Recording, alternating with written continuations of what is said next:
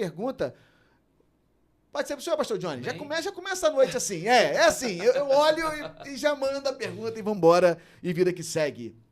E aí, o que é trabalho de missões? Assim, talvez alguns irmãos entraram hoje aqui. O que é trabalho de missões? Vamos lá. Ou quem te entende sobre trabalho em missões? Bom, gente, vamos lá.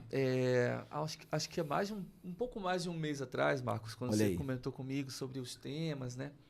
E acho que tinha até um outro tema, né, que a gente estava orando para poder participar, mas quando eu vi que tinha essa oportunidade para falar sobre missões, meu coração muito queimou, porque é muito oportuno. Missões é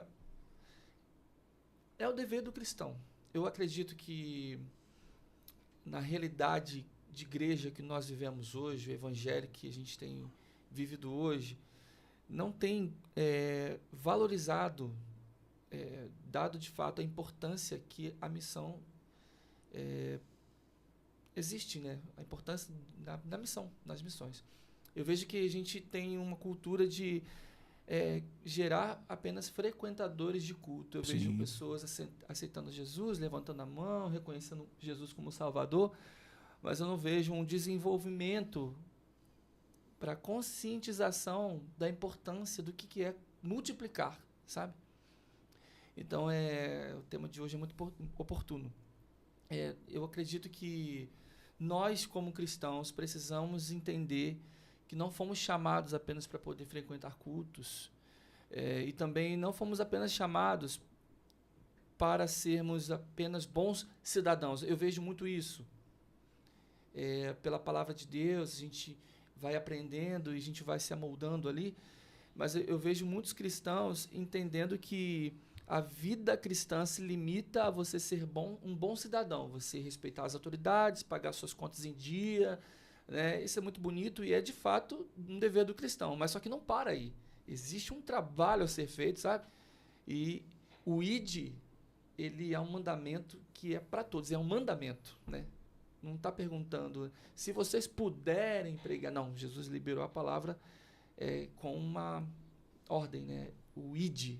E não é nem só um texto que fala sobre isso, são vários. Então, é um dever do cristão. Nós precisamos multiplicar, precisamos fazer o nome do Senhor ser reconhecidos. Então, o que é a missão? Eu coloco como dever do cristão. Se você é um cristão verdadeiro, você vai desenvolver uma missão, que é pregar o evangelho, multiplicar o reino, né? Bacana. Até pegando sua deixa aqui, pastor.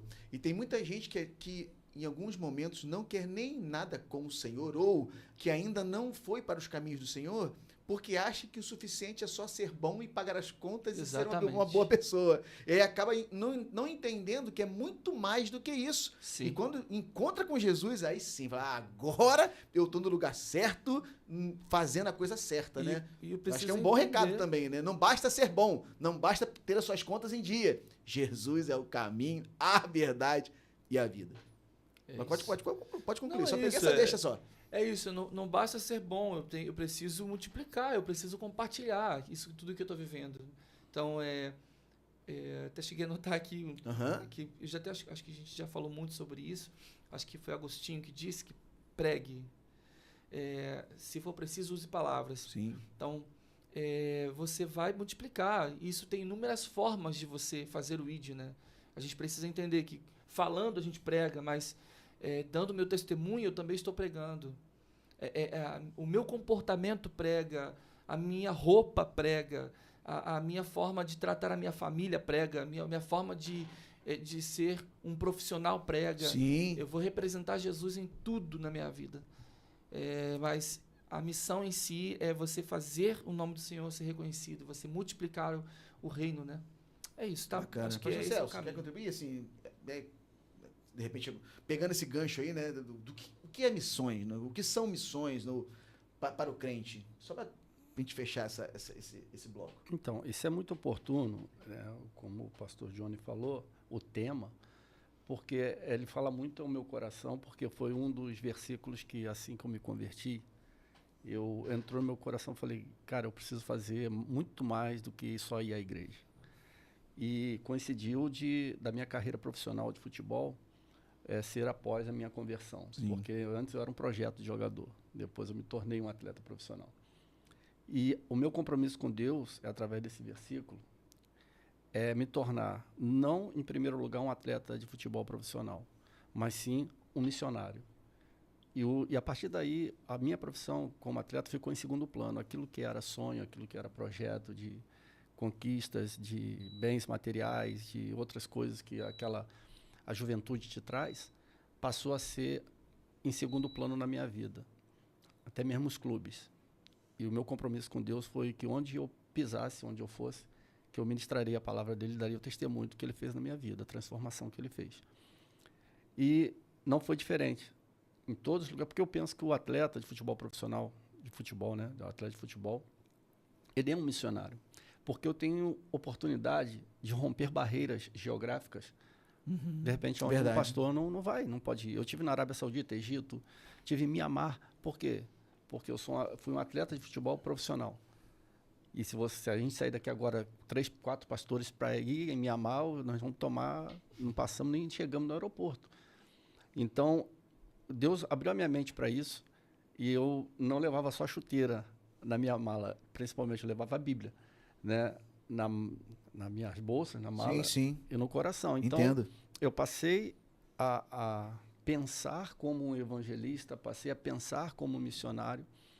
Quando eu fui jogar em Portugal, aproveitando o tempo de 1 ano que eu estive lá, eu fiz o Centro Evangelístico de Missões. E aí eu me apaixonei cada dia mais por missões. Eu aprendi lá uma coisa: igreja que não investe em missões não cresce. Olha aí, ó. Já pegou a primeira chave da noite, né, querido? Já pegou ali, né? Recebeu, em nome de Jesus. Então foi isso, eu tive a certeza. E aqui, quando lido o versículo, fala que alguns duvidaram, né? Sim. Mas hoje existe isso, dentro da igreja. Quando a pessoa se converte, está ali, está tempos e tempos na igreja, passa anos na igreja, mas ainda tem dúvida se o que é para fazer na igreja não é para fazer para a igreja. O pastor foi muito feliz aqui. Eu tenho um compromisso, assim que eu me converto, em levar o testemunho de transformação da minha vida para outra pessoa. Se eu amo esse Jesus, eu quero que os meus amigos, as pessoas que eu amo, também alcancem esse Jesus que eu conheço. Então, é prioridade, tem que ser prioridade. E como alguns duvidaram lá naquela época, e hoje duvida, Jesus chegou para eles, por que Jesus já havia feito?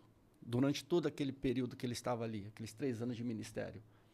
Jesus falou, gente, só lembrar para vocês, todo o poder me foi dado, no céu e na terra. E aí ele dá a ordem, porque Jesus precisou lembrá-los que o poder, ele tinha todo o poder. E parece que também assim você aceitou Jesus. Por quê? Jesus foi o único que poderia te transformar. Você tem dúvida ainda que onde ele te enviar, você vai ser bem-sucedido?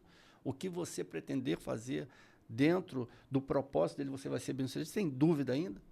Então, serve de alerta hoje, principalmente para as pessoas que estão na igreja, não sabem o que fazer, dependendo do pastor indicar. Não, vocês não precisam do pastor estar chamando vocês e falar, prega para o teu vizinho, prega para o teu filho, para a tua filha, para o teu tio. Não precisa, isso aí já tem que vir no DNA do novo convertido da nova vida. Eu penso assim sobre isso. Sim, amém. Pastor Maxson.